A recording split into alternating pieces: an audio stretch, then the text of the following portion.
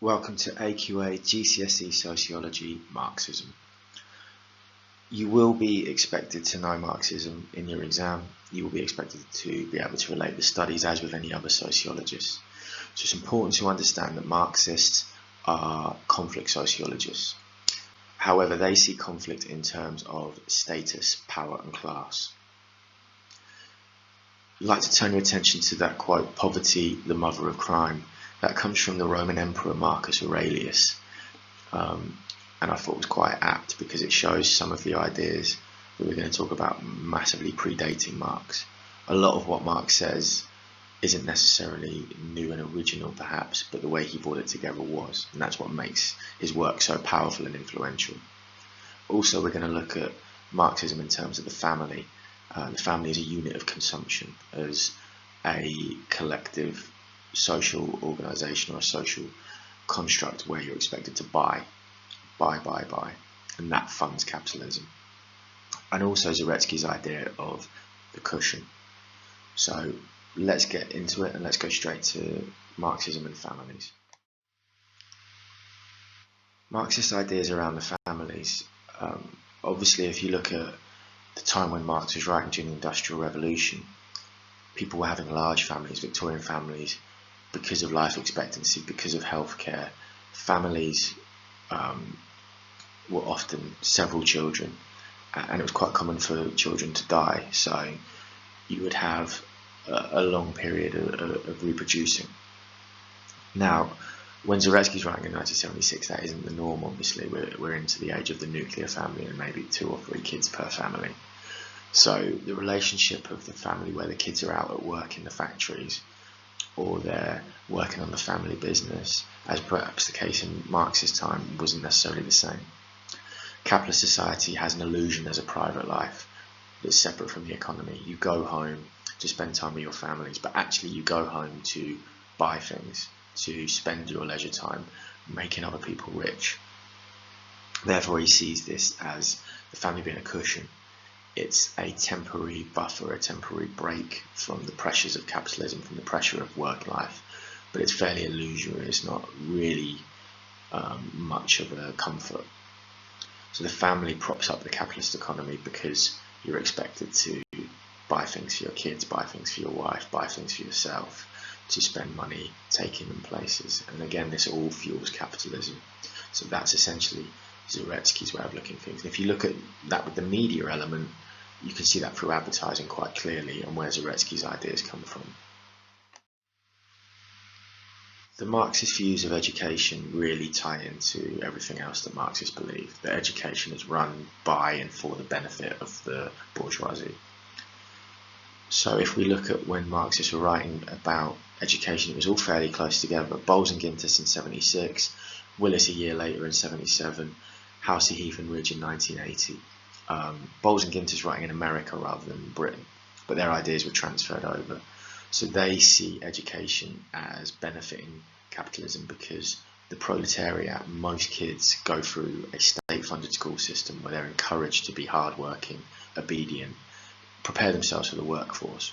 And functionalists recognised that too, but they saw it as a positive. They didn't use words like docile particularly.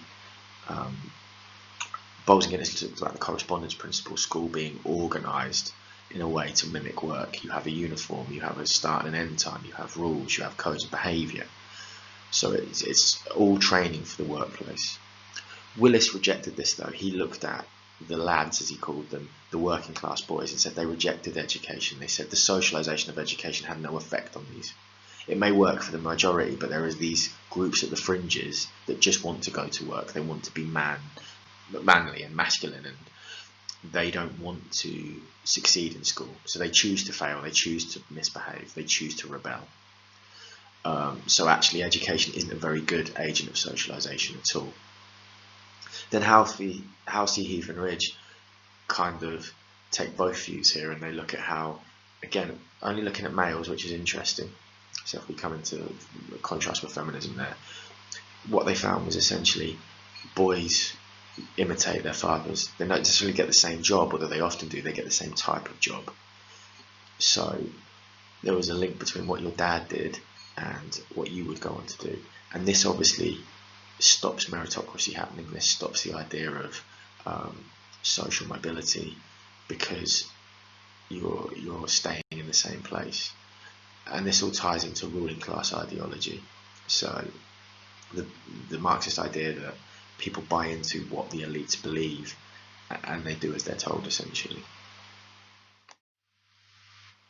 There isn't a study that's Marxist on crime and deviance on the specification, but I wanted to draw your attention to Becker and his idea of outsiders, because it falls somewhere between functionalism and Marxism for me. The idea of labelling falls in line with the idea of the proletariat and the bourgeoisie, this very strict division that Marx draws between the working class and the ruling class. And the idea of white-collar crime going unrecorded and unpunished would be something of great interest to Marxists. Why is it certain crimes receive much more media scrutiny? Why do they receive much more police attention? Why are they much harsher punishments for the certain crimes? One example that's often cited in America is the fact that crack and cocaine are given vastly different prison sentences. Crack being a cheaper drug, more used by black people, but also lower class people in the bottom of society, and cocaine being an elite privileged drug, and the use of which doesn't often carry such lengthy jail terms. Now, that's a very separate argument, but it illustrates nicely what Marxists would see as crime coming from poverty. Because people are exploited and kept poor, they commit crime. So functionalists are right, there is enemy there, but it's the fault of society. It's not a reflection of society having good cohesion or norms and values. It's exploitation, and the proletariat are punished severely for crimes, whereas the bourgeoisie get away with it. Corporate crime, environmental crime, tax evasion, those are not crimes which are seen in the same way as antisocial behaviour and knife crime and delinquency and the other things we may have looked at. So while there's not a Marxist study per se, there's an overall Marxist view which ties into this idea of exploitation. So apply that to your crime essays, apply that to your crime questions. Maybe look at functionalist and feminist views, but then bring in a Marxist view to really hit those top marks as a good way to link and give examples. The Marxist view of social stratification is probably the most detailed. There are two studies that we need to look at, and we need to look at Weber too. So Marx himself wrote lots and lots of different texts that really talked about social class and social stratification. Marx was an economist and a historian, a very academic man from a very wealthy, well-to-do background, it must be said.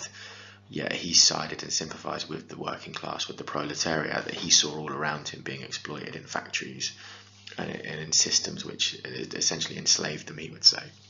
So political power comes from economic power. The fact that the ruling class own the means of production, they own the factories, they own the ways to make money, and people have to sell their labour to them, is a key tenet of Marx's views. Weber came along later and challenged this and said, well, there's more to it than that. There's not just two social classes, and there's a division between who owned the force of production and who didn't. That's fine, that's true. But there's different sources of power, and you can get power through different methods. It's not just how much money you can make, it's about who you can be as a person. So he talked about charismatic, traditional, rational, legal power, as well as economic. He built on Marx and criticised it. So there's a nice contrast there, and he wasn't a Marxist. So that's why he's in a different colour here, so you can see. Townsend's study from 1979 looked at poverty in the UK, and really this relates to items and statistics and parts of the exam where we'll look at how we measure poverty and we measure social structure and we measure wealth by it. So you have the state standard. What the state says is the poverty line. If you earn this much or less, you are in poverty. And that has been on the increase in recent years. There's a relative income standard. Being relatively deprived means you have less money than pretty much everyone else. Compared to those around you, you have less resources, less wealth. And then there's absolute poverty, where you just are poor, you have nothing, you can't afford the necessities. And you may think of that in sort of developing countries and low-income countries, things like that, or what would be known as third world countries previously, where people live in slums and they have really no access to anything. They are absolutely poor, they're not just relatively poor. So Townsend looked at how we measure poverty, and then that dictates how we think about it, and this ties in nicely with Marx's ideas and Weber's too.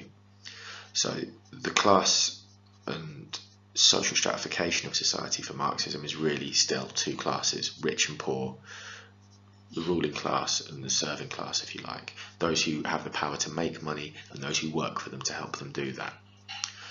You may want to think about traditional 20th century views of working, upper and middle class, and then the move into 7 classes that we've seen, and ask yourself, where does Marxism fit in here? How does it relate to functionalism and feminism? I hope this has been a really useful video on Marxist ideas. If you have any questions, please leave me a comment, please leave something on the classroom, please come and ask me, and I hope that I can help you with that. Thank you very much.